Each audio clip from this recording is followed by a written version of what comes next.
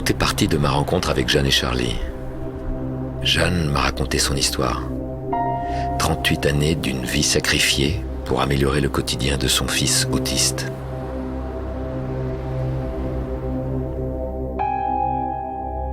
Cette histoire, remplie de souffrances, me garde 2 jours de suite éveillé.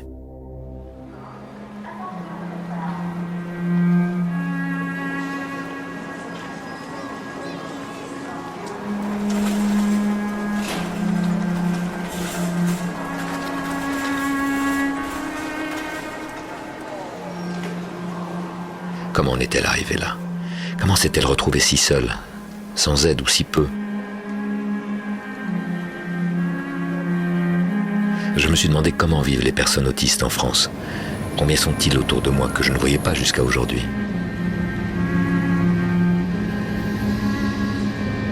Je me suis rendu compte que je ne savais rien de l'autisme. J'ai passé le lendemain, et bien d'autres jours encore, à la bibliothèque en quête d'une définition. J'en trouvais finalement une, simple, qui s'imposait à moi. L'autisme est une pathologie due à une anomalie du développement neurologique pendant la période de maturation du cerveau. Ce syndrome, qui appartient à la famille des troubles envahissants du développement, apparaît au début de la vie et touche 1 personne sur 100, dans une proportion de 4 garçons pour 1 fille. La sévérité et la forme des troubles ne varient pas selon le sexe, mais grandement d'une personne à l'autre. Les personnes autistes présentent donc, sous des aspects différents, des difficultés dans certains domaines, en particulier dans la communication, parce qu'ils ne comprennent pas ce qu'on leur dit. Ils n'arrivent pas à décrypter les rapports sociaux et acquérir les outils pour s'intégrer en société. Et ils ont aussi une vision très spécifique du monde qui les entoure. Leur indifférence à l'égard des autres n'est qu'apparente. Elle résulte en réalité de leur grande difficulté à comprendre les interactions sociales et à s'y conformer. D'où aussi peut-être le besoin de s'accrocher à des schémas répétitifs, et donc rassurants. J'ai approfondi mes recherches, et au travers des différents rapports faisant état de la situation française dans l'accompagnement des personnes avec autisme, l'un d'eux retient mon attention. Le Conseil européen aux droits de l'homme publie un rapport en 2004 et condamne la France pour sa mauvaise prise en charge des personnes avec autisme. Il stipule également que notre pays a 30 ans de retard quant à la prise en charge de ce handicap. Je tombe aussi sur l'avis numéro 102, publié en 2009 par le Comité national d'éthique. En France, de 350 000 à 600 000 personnes sont atteintes du syndrome autistique au sens le plus large du terme. Chaque année, 5 000 à 8 000 nouveau-nés développeront ce handicap. La situation dramatique en France des personnes atteintes d'autisme et de leurs familles. Une longue histoire de souffrance.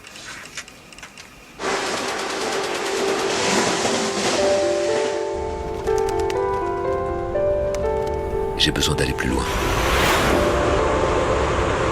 Je vais donc à la rencontre de Mireille Lemayeux. Elle a été la présidente d'une des grandes associations françaises de parents qui luttent pour le bon accompagnement des personnes avec autisme. Aujourd'hui, de nombreuses familles, surtout si elles sont de plus en plus formées et informées, se trouvent complètement démunies puisqu'il n'y a pas assez de lieux de prise en charge adaptés. Et nombreuses sont celles qui, devant la menace notamment de l'hospitalisation psychiatrique avec une médication qui quelquefois, enfin même tout le temps, peut être évitée, sont même allées jusqu'à reprendre chez elles leurs jeunes ou leurs adultes. Et ces familles-là vivent actuellement dans des situations extrêmement terribles.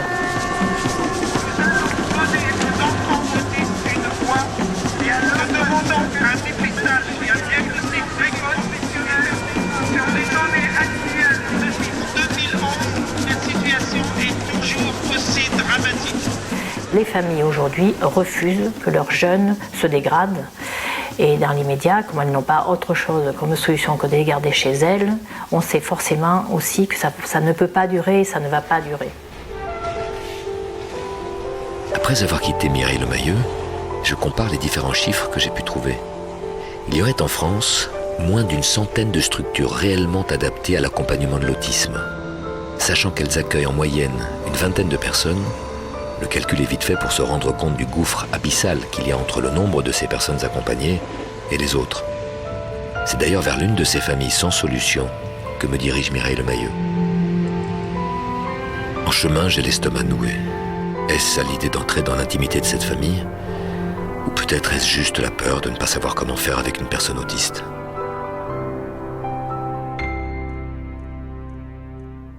D'ici, la vue est magnifique. La prison dorée, c'est ainsi que Guylaine et Jean-Marc appellent leur maison. Ils sont parents de 2 enfants. L'un a construit sa vie et est devenu parent à son tour. L'autre, c'est Olivier. Il a 27 ans, et alors que son corps a grandi jusqu'à cet âge, son esprit est resté bloqué à l'âge de 3 ans. Olivier est un autiste lourd.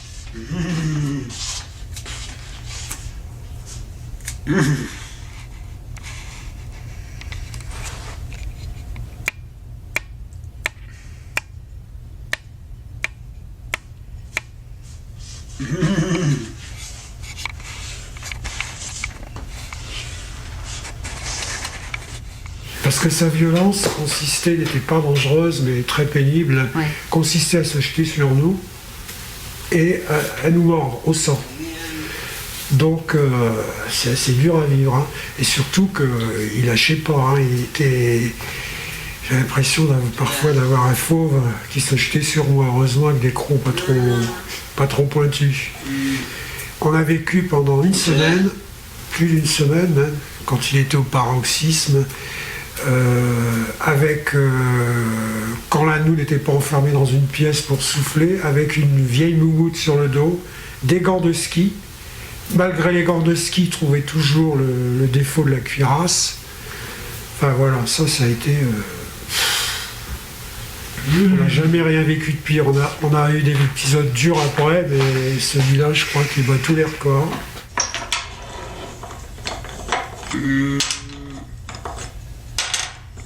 On n'a pas osé aller à l'hôpital. Parce qu'on ne voulait pas expliquer la cause, on avait peur effectivement qu'on nous dise mais en gros, Qu'on nous prenne, qu'on faut nous croit l'interner pas, quoi. Qu'on nous croit pas. Qu'on nous croit pas ou Ouais.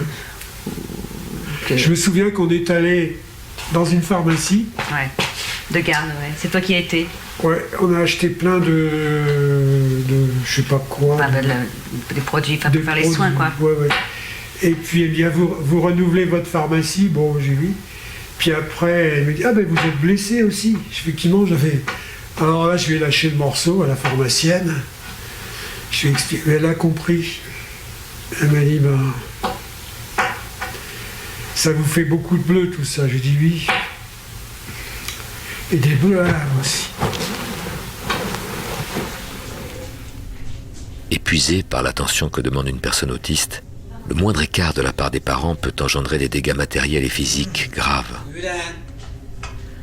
Un travail à plein temps, qui oblige souvent l'un des parents, quand ce n'est pas les deux, d'arrêter de travailler, et qui finit par les isoler du reste de leur famille et de leurs amis. On a l'impression de vivre dans un milieu carcéral, où tout est sous clé, on se balade avec nos clés, et dès qu'on rentre dans une pièce, on ouvre, on ferme à clé, voilà. Donc ça, c'est vrai que on y est habitué. D'autre part, la maison, elle est un minimum décorée, mais on a tout supprimé beaucoup de choses.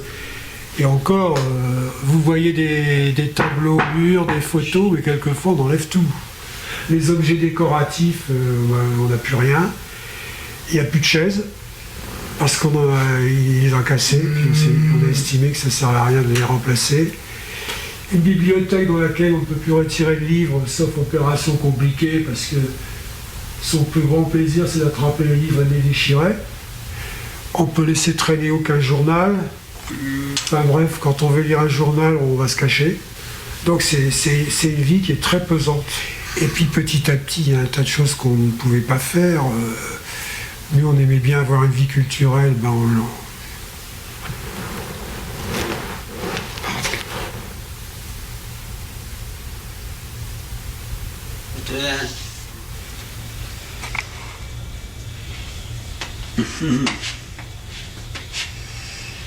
si on voulait visiter un musée ou aller au cinéma, une fois c'était moi qui allais tout seul, une fois c'était Guylaine. On n'a jamais pu avoir une vie de famille comme on aurait aimé, quoi. Partager les mêmes enthousiasmes.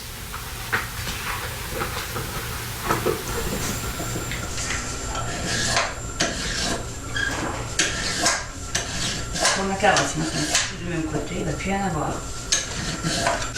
Regarde là. Voilà, très bien. Super. Bien. Tiens. Faire du bruit maintenant.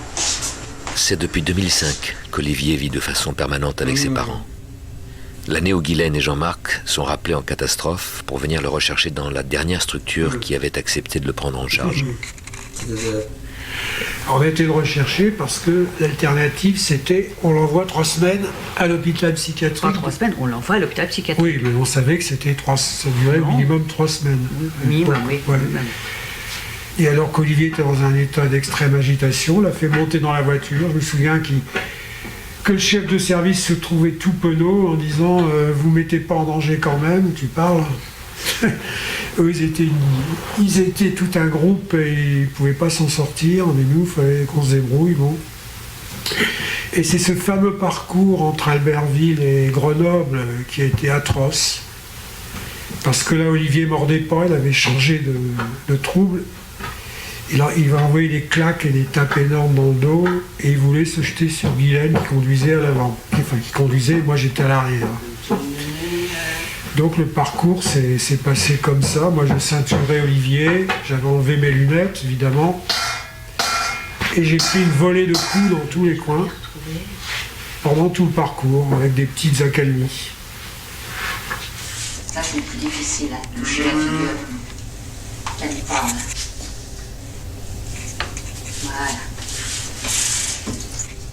Disons qu'on a la chance qu'Olivier ne fasse pas 1m80 et 85 kg, parce que moi qui suis très flué, je sais que j'aurais pas pu m'en sortir.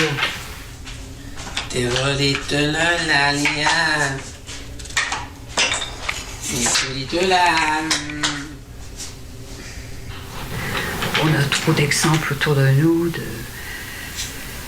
jeunes et d'adolescents, d'adultes en hôpital psychiatrique.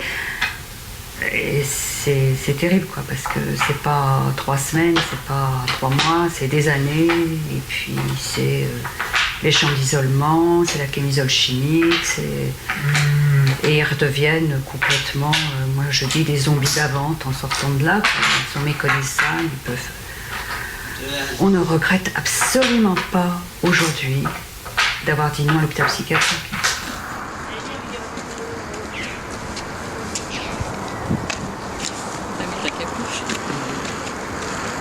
C'est bien. Ah bon, d'accord, je te donne la main. Voilà. Pour nous, ça a été difficile parce que c'était l'époque où on savait qu'on allait avoir une petite fille. Donc, on a fait ce choix-là, mais en même temps, on savait que pour notre vie familiale, ça allait être très compliqué, quoi. On n'allait pas pouvoir assurer notre rôle de grands-parents et ça c'était très très dur pour nous, quoi. Mais que faire?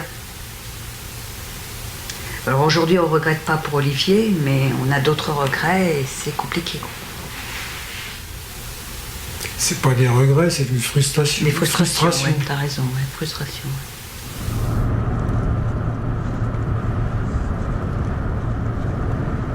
Je me demande à quoi se raccrochent toutes les familles dans cette situation. Et que veulent dire les parents quand ils parlent d'enfermement et de surmédicalisation des personnes autistes dans les institutions psychiatriques? Je décide donc d'aller voir par moi-même dans un hôpital psychiatrique. Mais malheureusement, je n'y suis pas le bienvenu. Je rencontre le même refus dans toutes mes tentatives de prise de contact, quand une infirmière accepte courageusement de témoigner de son expérience.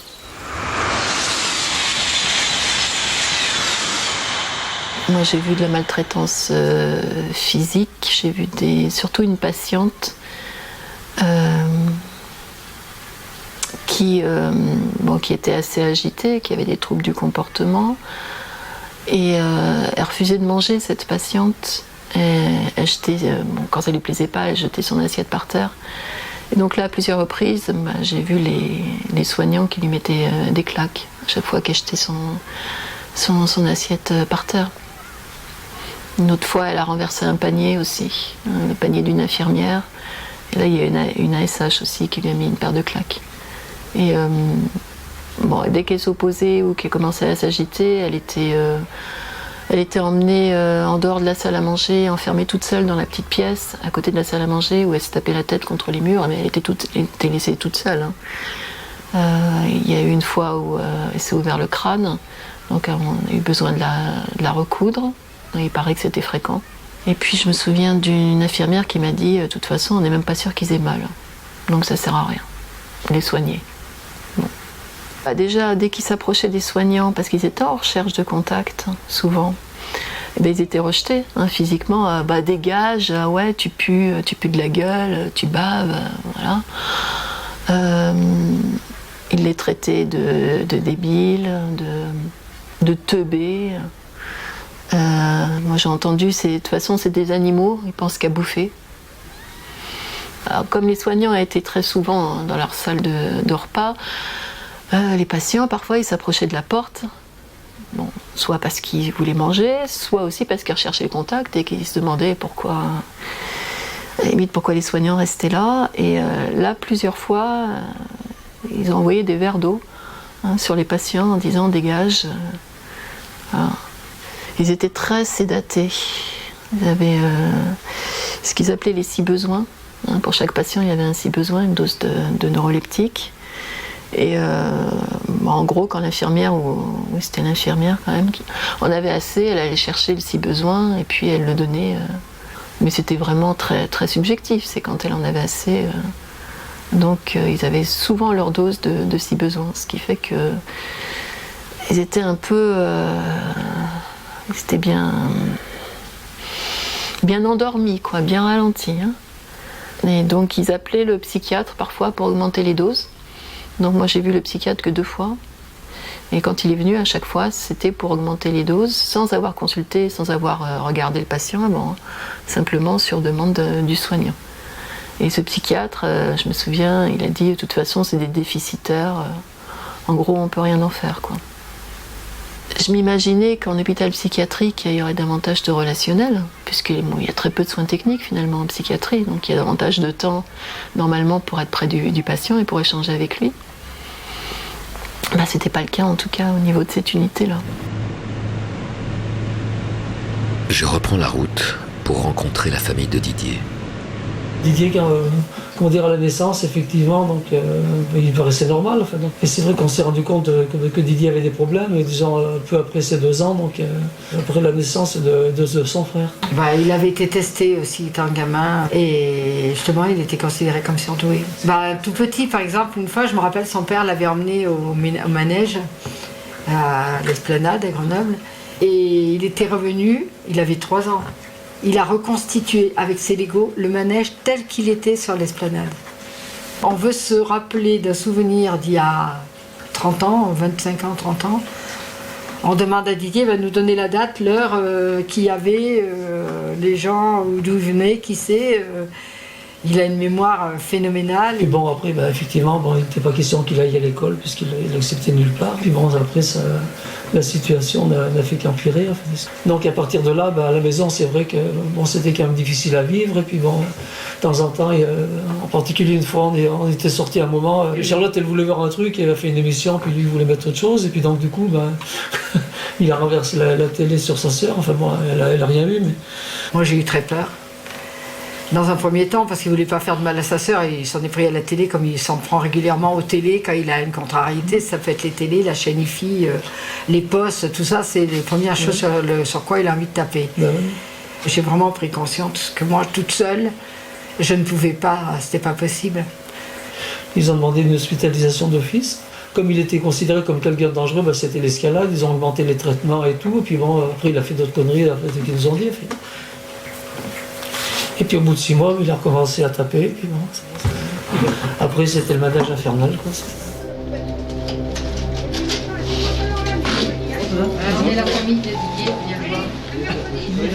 Ils m'autorisent à les accompagner rendre visite à leur fils, équipés d'une caméra que je cache au regard du personnel hospitalier.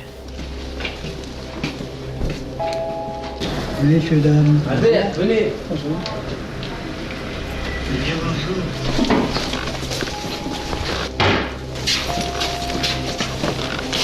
Vous n'êtes jamais rentré ici avec ici? D'accord, ok. Je vous demande parce que je ne sais pas. Donc.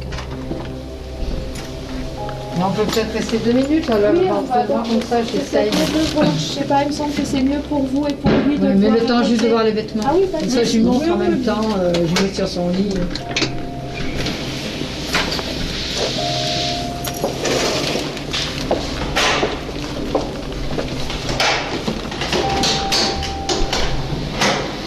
Didier?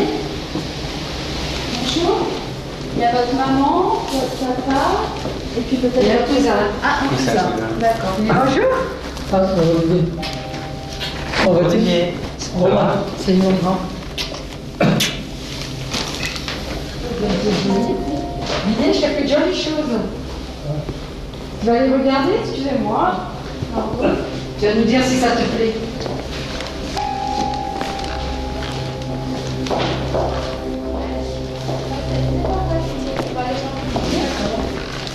Parce que jusqu'à maintenant, mais il était toujours en chambre d'isolement. Donc, On a vu l'idée dans un état épouvantable. quand on est arrivé, donc effectivement, ils ont ouvert la chambre, il était dans le noir. Donc quand il nous a vus, il est venu, mais il regardait le plafond. Enfin, Il était complètement paniqué. Il était surmédicalisé, qu'il était enfermé depuis 8 jours en voyant pratiquement personne. Et puis après, il s'est accroché à moi, puis il ne me lâchait plus, enfin, jusqu'à ce qu'on parte. Donc. On n'arrive plus à sortir notre fils de l'hôpital. Voilà. Suite à mes prises de contact, je reçois de nombreux témoignages.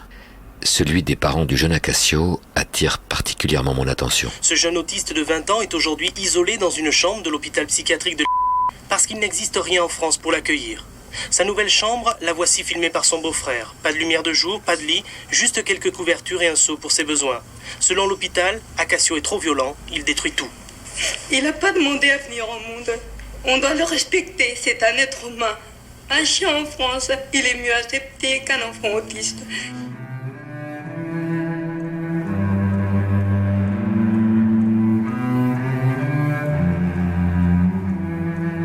Chez toutes ces familles, je ressens de la honte et de l'impuissance, et une rage face à l'absence criante de solutions satisfaisantes. Et pourtant, des alternatives existent à l'étranger depuis longtemps. Pourquoi pas en France? Je retourne vers la psychiatrie, espérant que ce dont j'avais été témoin n'était pas une généralité. C'est à Lyon qu'une porte s'ouvre. Alors en France, actuellement, le constat est assez terrible puisque nous avons environ 35 ans de retard, que ce soit dans le domaine de la prise en charge psychiatrique, dans le domaine de la prise en charge médico-sociale, qu'elle soit institutionnelle, donc en hébergement, concernant les activités, concernant également tout ce qui est service d'accompagnement à ces personnes qui est encore extrêmement peu développé. Puis l'hôpital s'est retrouvé tout à fait démuni par rapport à la prise en charge de ces personnes, n'a pas toujours su apporter des réponses adaptées puisque ces réponses-là sont connues depuis très peu de temps. Donc il faut pouvoir maintenant se saisir de ces connaissances actuelles pour pouvoir les mettre en œuvre au sein de l'hôpital aussi.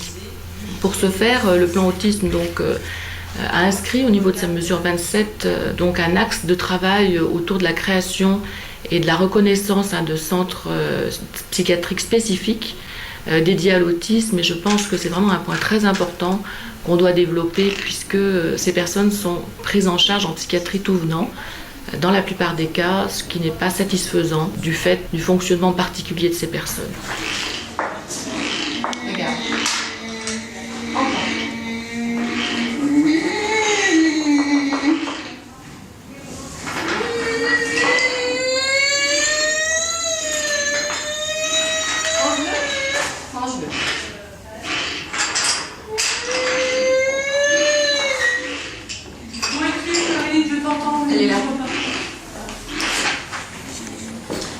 Nous pensons que le fait d'introduire des professionnels éducatifs est vraiment tout à fait complémentaire de l'axe de soins.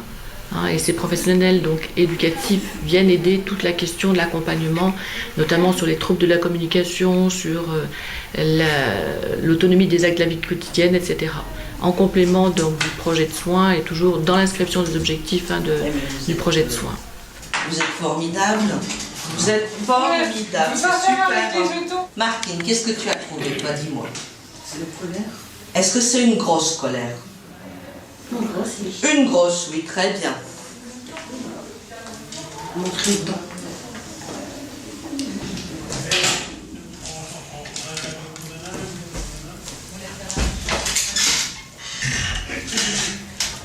Voilà. Mon bonnet sur mon bonheur. Super. J'ai un cadeau à t'offrir. Moi aussi j'ai un cadeau à t'offrir. Oh merci, c'est gentil. Merci, gentil. Comment ils sont tous les deux? Ils se sont fait des cadeaux? Comment est-ce qu'on est quand on reçoit un cadeau super et royal? Phénoménal. C'est juste.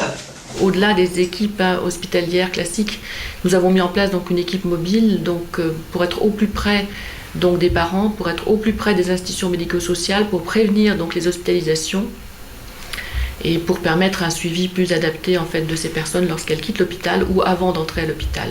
Quelqu'un toque à la porte. Tu ouvres la porte. Qu'est-ce que tu peux dire? J'ouvre la porte, des clochettes à la porte. Non, allez, réponds.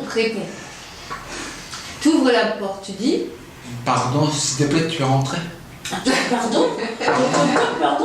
Non, tu dis bonjour. Qu'est-ce que tu dis? Tu dis bonjour. Par ailleurs, nous essayons donc de travailler autour de l'accompagnement des familles. Les familles sont pour nous des partenaires à part entière. Ce sont des personnes importantes par rapport à la connaissance fine qu'elles ont du fonctionnement des personnes que nous accueillons. Nous les soutenons aussi, si besoin est, au plan psychique. Et nous leur proposons, donc, dans le cadre de l'équipe mobile, des réunions régulières pour rencontrer d'autres familles qui rencontrent les mêmes difficultés. Maintenant, avec ces connaissances-là, on n'a plus le droit de faire autrement. Vraiment, moi, de ce que j'ai perçu dans le cadre du travail en réseau que nous faisons, nous avons des équipes extrêmement motivées là pour aider les parents et les personnes avec autisme. Certains psychiatres plus ouverts commencent à faire entendre leur voix. Et en même temps, des progrès sensibles sont réalisés dans le domaine génétique. Autant de raisons d'espérer.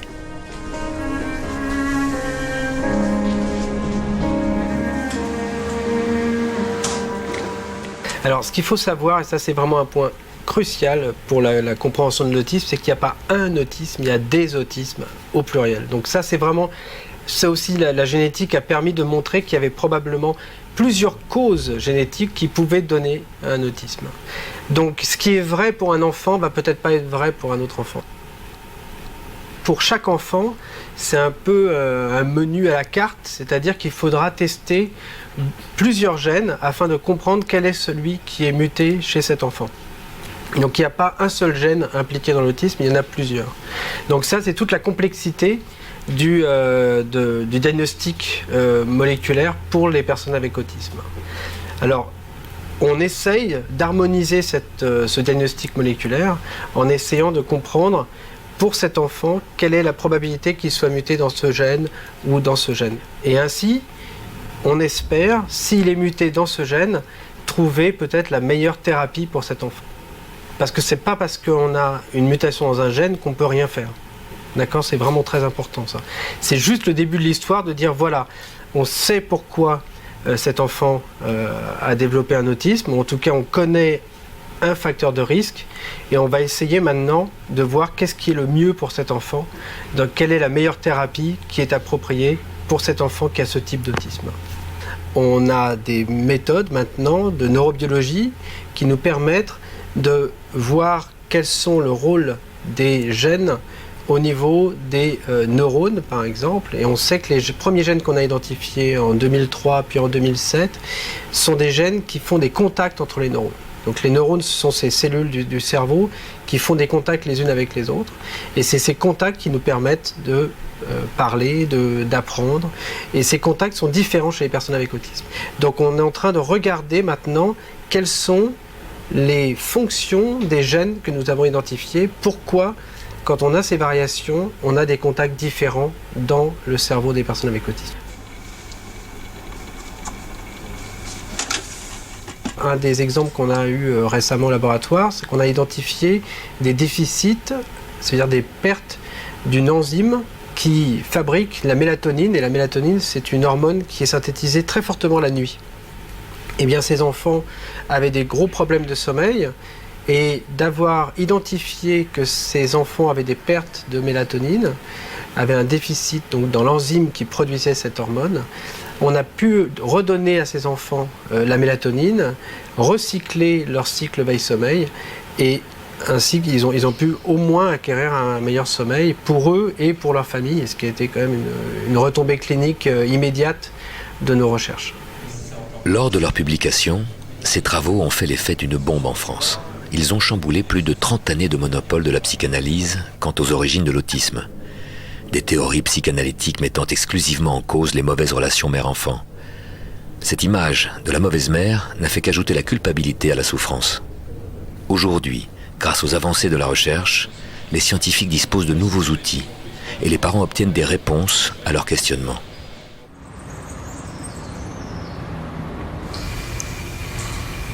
Le diagnostic est essentiel parce qu'il va permettre aux parents d'être clairement informés sur ce qu'a leur enfant, sur les caractéristiques du trouble de leur enfant et de mieux s'adapter aux particularités de communication et aux particularités d'interaction de ces enfants. Donc l'idée, c'est d'avoir une façon de prendre en charge ces enfants qui soit la plus proche, la plus spécifique des caractéristiques du handicap de l'autisme. Cela veut dire pas n'importe quel type de rééducation, essentiellement les rééducations de la communication, les rééducations de la socialisation, avec pour certains la mise en place de groupes d'habilité sociale, d'autres stratégies de rééducation en psychomotricité, et puis également un aménagement de tout ce qui est pédagogique, scolaire.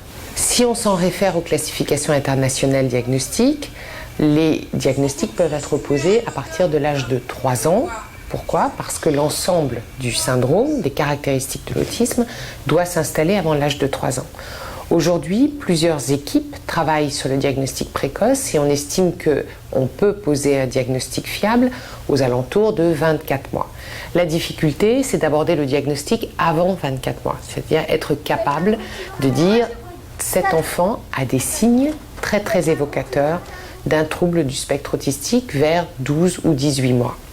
De là, tout un travail pour mettre en place une batterie d'évaluation diagnostique chez le tout petit enfant, chez le bébé, et aussi un travail de recherche pour essayer d'avoir des marqueurs fiables qui, lorsqu'un bébé a un trouble du contact oculaire, par exemple, un trouble de la relation avec son environnement, permettent d'orienter très clairement vers un trouble du spectre autistique.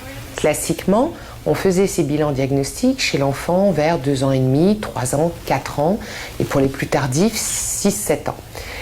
Depuis 2 ans, donc, on a des demandes pour des très jeunes enfants, 18 mois, et même des tout petits de 12 mois. Donc on commence à faire ces bilans spécifiques en remettant, je dirais, en cause nos pratiques, parce qu'on se rend bien compte qu'on a besoin d'outils qui sont plus adaptés au développement précoce, plus adaptés au profil des bébés. Toute la difficulté, ça va être de trouver un réseau de soins pour orienter ces enfants vers des soins les plus spécifiques possibles. L'objectif de la rééducation très précoce, c'est de donner aux enfants des outils particuliers de communication qui vont éviter cette spirale, vous savez, de troubles du comportement. Plus tôt on agira, plus on limitera la survenue de ces troubles du comportement qui peuvent augmenter, majorer le handicap déjà présent avec l'autisme. Mais il y a malheureusement encore très peu de centres de diagnostic. C'est dommage car un diagnostic fiable et surtout précoce changerait considérablement le visage de l'autisme en France. Cela permettrait de définir l'accompagnement le mieux adapté à chaque enfant, autant au niveau des écoles que des structures d'accueil. Je pars à la découverte d'une des rares structures qui accueille des personnes autistes adultes, des cas lourds, dont personne ne veut, car trop violents et destructeurs. Aujourd'hui, la liste d'attente pour une place au CAP avoisine les 250 personnes, dont 80 d'entre elles sont dans une situation d'extrême urgence. J'y retrouve Acacio. Il vient de passer 10 ans au sein d'une institution psychiatrique sans prise en charge adaptée. Ça aurait pu lui coûter la vie si Laurent Petit, le directeur du CAP, n'avait pas répondu présent à l'appel de sa famille. Les familles qui s'adressent à nous sont en général toujours des familles qui ont essayé d'obtenir une prise en charge dans des structures classiques. Ne les ayant pas obtenues, elles sont obligées de faire un constat quelque part d'échec et leur enfant, ne pouvant être gardé ni à domicile ni dans une structure, se retrouve très souvent en hôpitaux psychiatriques. n'ayant pas de prise en charge adaptée à leur handicap, l'autisme, ces personnes deviennent très vite perturbantes quand elles ne l'étaient pas déjà en y entrant. Ils se retrouvent très rapidement isolés. Donc nous, on va les rechercher, on examine en effet qu'ils aient un diagnostic d'autisme établi. On confronte quelque part les résultats qu'on a avec l'avis des familles, l'avis des professionnels. Et ensuite, on regarde de quelle manière on peut intégrer ces personnes au mieux au sein du CAP. À Cassio, ça a été plus compliqué puisqu'il venait d'un hôpital et qu'on n'a pas eu la possibilité de l'organiser. Il a pas mal dormi. Il a dormi un petit peu. Attends. C'est plus simple quand les jeunes viennent de famille ou d'une autre institution, on va dire moins fermée qu'un hôpital.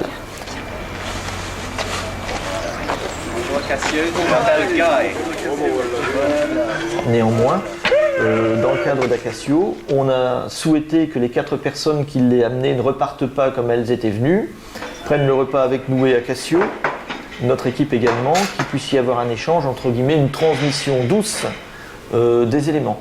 C'est-à-dire qu'on retrouve parfois des résidents qui nous arrivent dans des conditions mais qui sont dramatiques, vraiment dramatiques, tant au niveau de leur santé mentale que de leur santé physique. Et ce sont des personnes qui se redressent en quelques mois, c'est tout à fait impressionnant.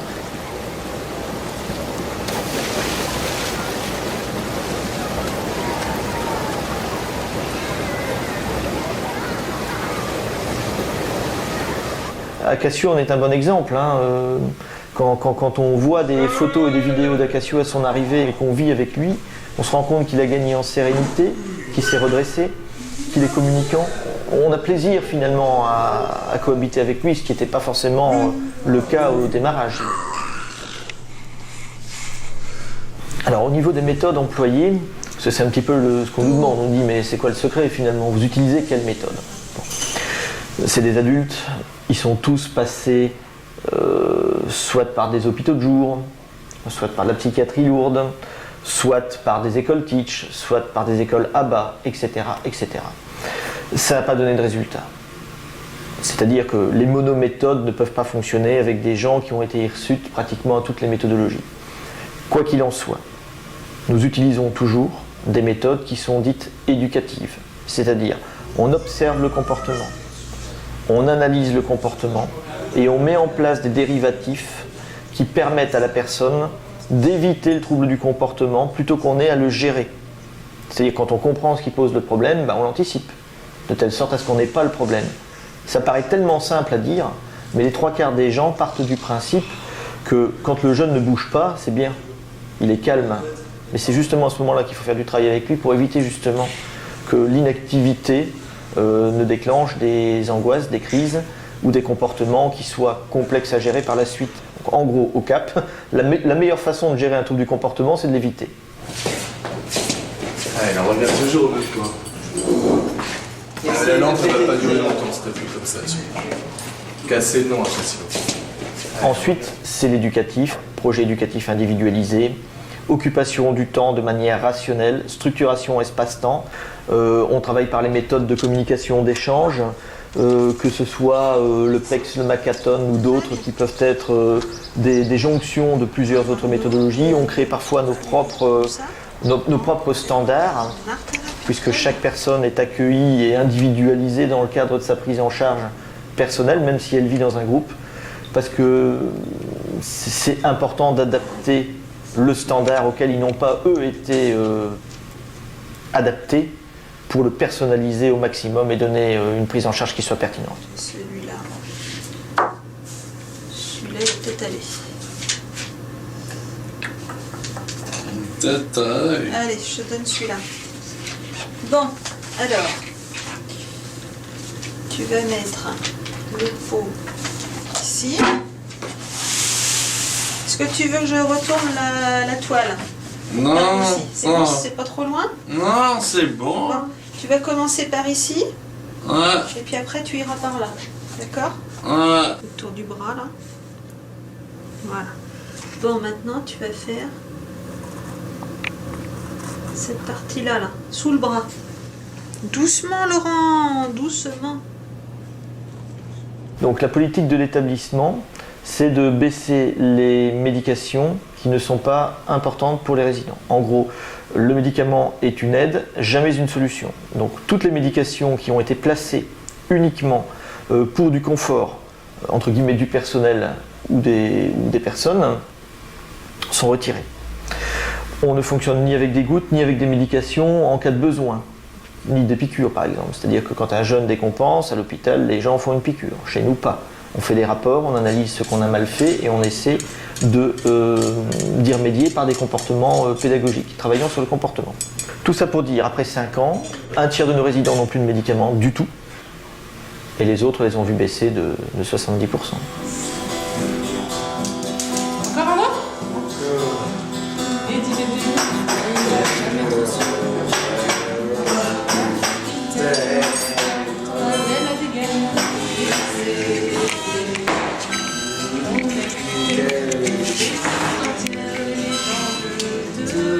La personne sera toujours autiste, c'est évident, mais elle pourra vivre avec son autisme avec tous les moyens qui lui permettront de compenser au mieux son handicap.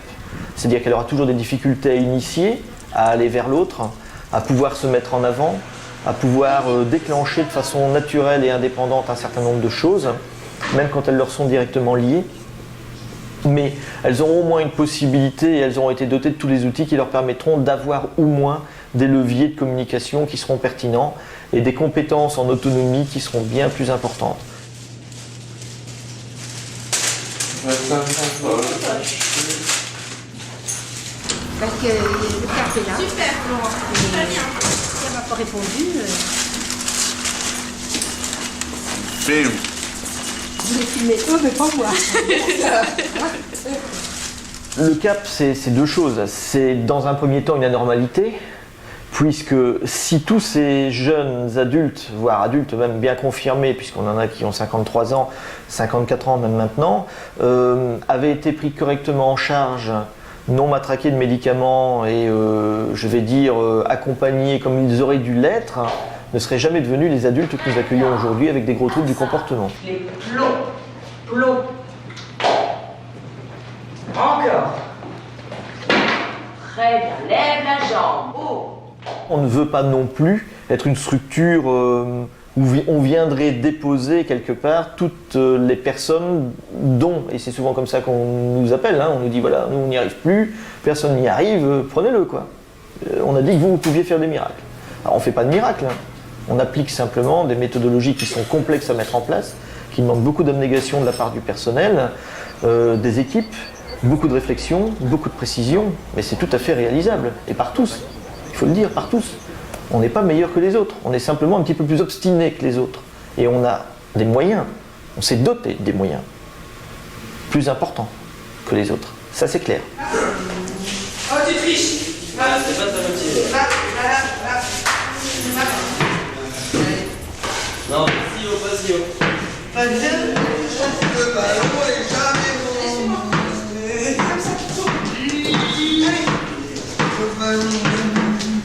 J'ai tendance à dire que ce qu'il y a de pire dans l'autisme, ou de mieux dans l'autisme, c'est la personne qui le prend en charge.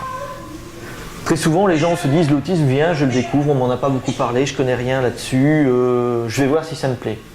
Ça ne marche pas, ça ne marche jamais. 80% des gens qui viennent dans cette idée-là partent. L'autisme, c'est pas uniquement de l'amour, c'est aussi beaucoup de méthodologie. Ça doit être très précis. Ça doit faire preuve, comme je le disais, d'abnégation. On est souvent amené à être touché, voire plus, de devoir gérer des comportements qui sont asociaux.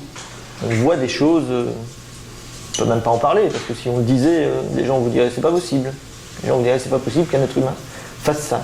Et pourtant c'est bien un être humain qui le fait. Et il ne le fait pas parce que ça lui fait plaisir. Il le fait parce que c'est la seule façon qu'il a de pouvoir exprimer des choses. Donc c'est quelque part l'expression du désespoir. Donc c'est important pour nous de leur donner de la compréhension, de les comprendre, de ne pas vouloir les façonner à notre image, mais de pouvoir les accompagner au mieux avec leurs différences. L'autisme, c'est un handicap qui doit être accompagné et compensé comme tout autre handicap. Un aveugle a besoin d'un chien aveugle, un autiste a besoin de méthodes de communication, parce que c'est son défaut, c'est ce qui lui fait défaut. Donc il faut donner à l'autisme ce dont il a besoin. toute personne qui part du principe qu'il faut que l'autiste soit adapté ou adaptable à l'association, ou à la société plutôt, ne donnera jamais aucun résultat. Il faut comprendre pourquoi ils font les choses et mettre en place des dispositifs qui leur permettront de comprendre pourquoi aussi il ne faut pas faire ces choses-là. C'est bien plus pertinent.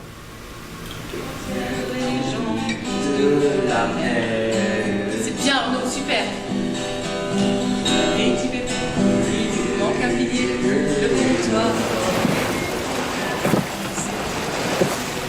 Ce que je comprends, en sortant du Cap, c'est qu'une personne autiste n'est jamais perdue. Elle est capable d'apprendre tout au long de sa vie, et cela lui donne la possibilité de faire des choses qu'on lui croyait inaccessibles.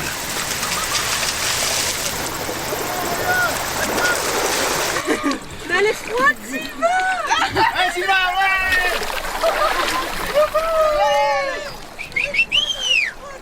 Allez!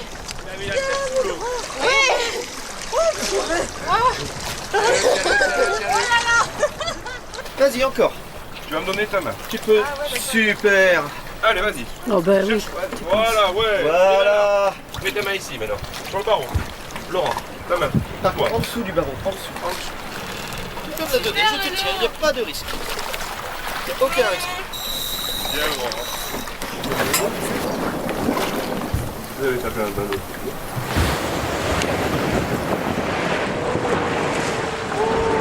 J'ai été vraiment surprise, agréablement surprise même. Enfin, ils sont extraordinaires quoi. Ils font des choses que j'aurais pas cru qu'ils auraient fait. Quoi. Comme la plongée ou rester calme au restaurant. Ça c'est sûr que j'aurais jamais cru quoi. Allez, vas-y en nageant. Vas-y toi en nageant. Ouais. Attends, t'as froid, t'as des jeux. Retourne GG. Non? D'accord.